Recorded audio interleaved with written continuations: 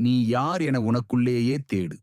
ஒவ்வொரு மனிதனும் தனித்தன்மை வாய்ந்தவன். அவனுக்கே உரிய ஆற்றல்களையும் குணாதிசயங்களையும் முறைகளையும் அவனுக்குள் இறைவன் பதுக்கி வைத்திருக்கிறான். அவற்றைக் கண்டுபிடிப்பதிலேயே இந்த வாழ்வின் சுவாரஸ்யம் அடங்கியிருக்கிறது. ஒருவர் மற்றவருடைய முறைகளைப் பின்பற்றினால் அவரால் வாழ்வில் பெரியளவில் சாதிக்க முடியாது என்பதோடு அவர் தன் சுய அடையாளத்தை இழந்து தன்னால் திருப்தியாக எதுவும் செய்ய முடியவில்லையே என்ற ஏக்கத்துடன் வாழ்வார்.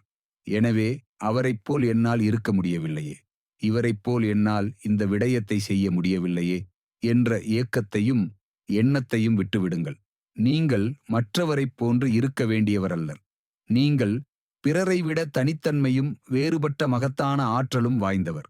எனவே நீங்கள் நீங்களாக இருக்க ஆசைப்படுங்கள். நீங்கள் யார்? உங்களின் ஆற்றல் என்ன? உங்களுக்கு அதிகம் பிடித்த துறை என்ன? உங்களின் பலம் பலவீனம் என்ன என்பதைத் தேடி அடையாளம் காணுங்கள். அதுவே உங்கள் வெற்றிக்கும் மனநிறைவுக்கும் காரணமாய் அமையும்.